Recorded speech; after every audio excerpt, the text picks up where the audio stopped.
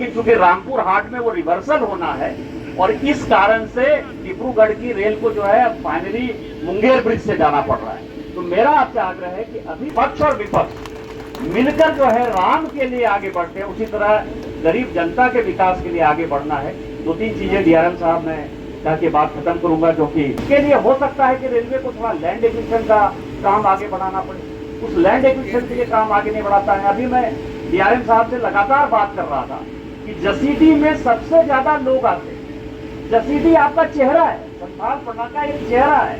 देवघर लोग आते हैं तो झारखंड की बातें लेकर जाते हैं कि झारखंड में क्या विकास हुआ, कौन सरकार है कौन सरकार नहीं है, इन चीजों से मतलब नहीं है। उनको थोड़ा मतलब है, उनको मतलब विकास से है। हम जसीडी रेलवे स्टेशन का सेकेंड एंट्री नहीं बना पा रहे। आपको पता है मुझे कोर्ट में जाना पड़ा। कोर्ट में इसलिए जाना पड़ा कि आप झारखंड सरकार कहती है कि 1 एकड़ यदि जमीन देंगे तो 57 करोड़ रुपया लेंगे। 57 करोड़ रुपया जो है बंबई में भी देंगे।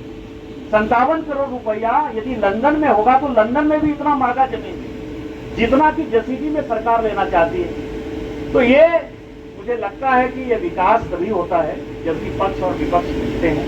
जिस तरह से आपने देखा होगा कि पूरा देश, चाहे वो किसी दल, पार्टी, व्यक्ति, धर्म, संप्रदाय का हो, कोई भी कलाकार हो, फिल्म कलाकार हो, फिल्म इंडस्ट्री का लोग हो, सारे पत्रकार हो, सभी राममय थे, अयोध्या में आए। और मैं राज्य सरकार का इसके लिए धन्यवाद देना चाहता हूँ कि झारखंड की सरकार ने भी जो है आधे दिन की छुट्टी करी। उनको भी लगा कि राम मंदिर एक बड़ा विषय है। तो जिस तरह से पक्ष और विपक्ष मिलकर जो है राम के लिए आगे बढ़ते हैं, उसी तरह गरीब जनता के विकास के लिए आगे बढ़ना है। दो तीन चीजें डीआरएम साहब मैं कह के बात खत्म करूंगा, क्योंकि सुनील सोरेन जी का बड़ा योगदान है और हम सुनील सोरेन जी को धन्यवाद और बधाई देने के लिए ही आज हम आए हैं कि माननीय प्रधानमंत्री जी की नीतियों को आगे बढ़ाते हुए ये रेलवे के लिए और विकास के लिए लगातार चिंतित रहते हैं। और चूंकि भारतीय जनता पार्टी की सरकार है, भारतीय जनता पार्टी के सांसद को यहाँ के लोगों ने चुना, तो उस आधार पर खड़े उतरे हैं सुनील जी। मैं केवल ये कहूंगा कि यहाँ जो रेलवे साइडिंग का एक विषय है और इसमें मुझे खुद ही लगता है कि शहर में ये कोयले का जो है साइडिंग नहीं होना चाहिए। और मैंने आपकी तरफ से जो है उन लोगों से वादा कर रखा है। और मैं आप लोगों को जानकारी दे दूं कि डीआरएम साहब से मैंने बात किया था, तो न्यू मदनपुर में जो है जगह ढूंढ रही है और रेलवे जो है साइडिंग को वहाँ चेंज कर देगी। दूसरा, पुरावा में जो है प्राइवेट सेक्टर का साइडिंग बन रहा है।